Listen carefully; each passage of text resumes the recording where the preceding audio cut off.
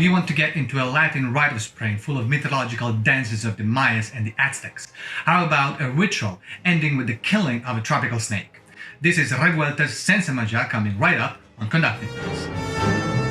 Hi, I'm Gianmaria Griglio, I'm a conductor and a composer, and welcome to Conducting Pills, a series where we usually take a repertoire piece or a part of it and we analyze it from a conductor's point of view. But in this episode, we'll move away from the traditional repertoire we've looked at so far, taking up one of your suggestions. We're going to dive into Silvestre Revueltas Sensemayá and its obsessive rhythms with, of course, some technical tips. As usual, you can jump through different sections of the video by clicking on the links present in the description below.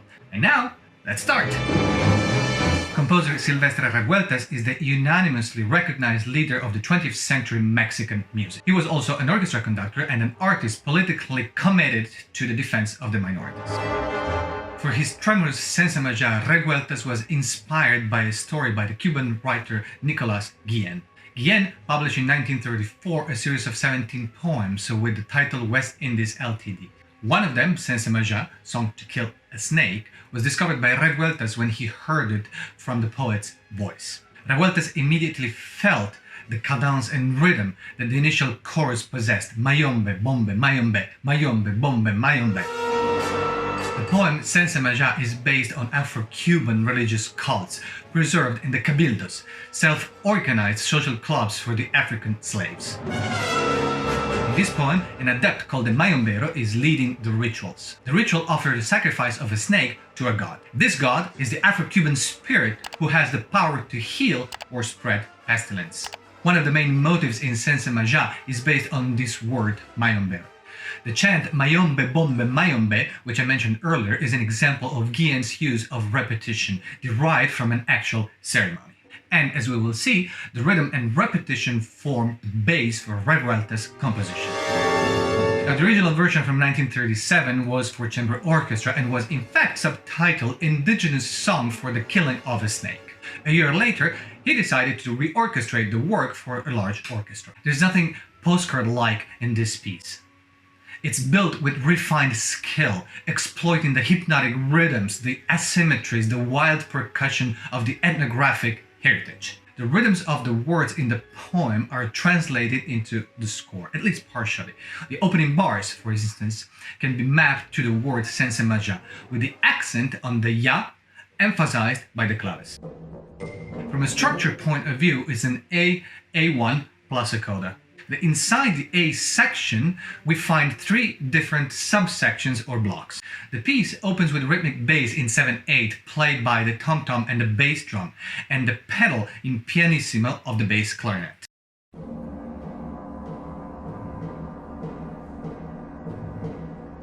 On this pedal and rhythm is grafted the ostinato of the bassoon.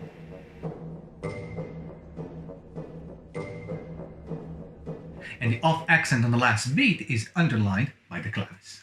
On measure 9, the first theme, muscular and ominous, makes its appearance played by the tuba.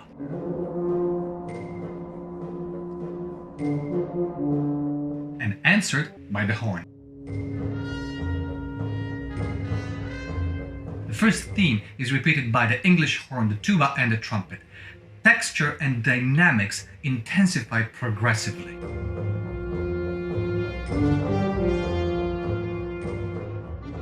45 bars into the piece, the B section begins. To the rhythmic bass, Revueltas adds the timpani, an Indian drum, and the trumpets. And to add some more complexity, the strings come in syncopation.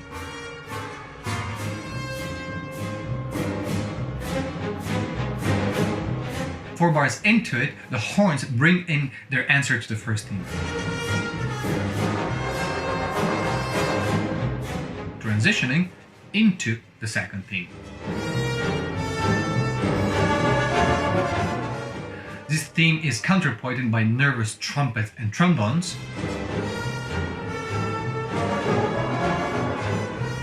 while the texture keeps growing denser and thicker. In bar 69, we are presented with an abrupt cut, with the rhythmic bass remaining in the background. Revueltas presents us a new motivic group built on two distinct elements, one rhythmical in triplets, played by the trombones and tuba, The other, melodic, played by the trumpet and based on the interval of third, just like the first theme.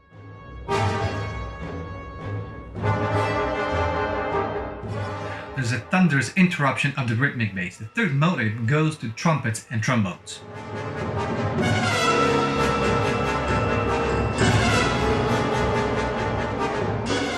We get into the 8/1 section, a recapitulation with variations. Just like the beginning, the recapitulation starts with the rhythmic bass, but right before the entrance of the tuba with the variated first theme, the woodwinds play a bar in 7/16. It's a rhythmic formula that from now on will interrupt periodically the flux of the music.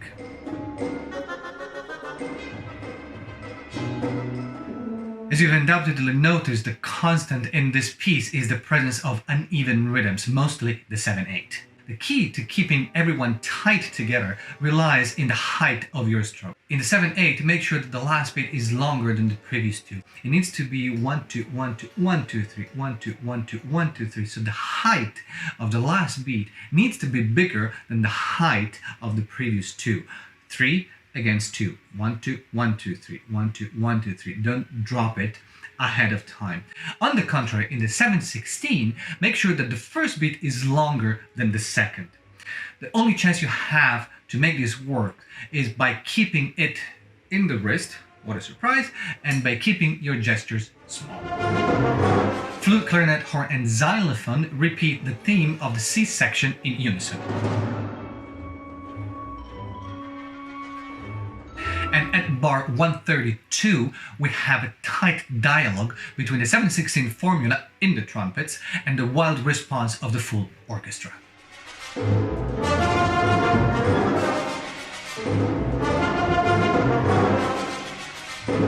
end of this section is based on the rhythmic schema of the third motive. And then comes the coda. The piece culminates in a sonic paroxysm with the first and third theme in counterpoint over the rhythmical bass.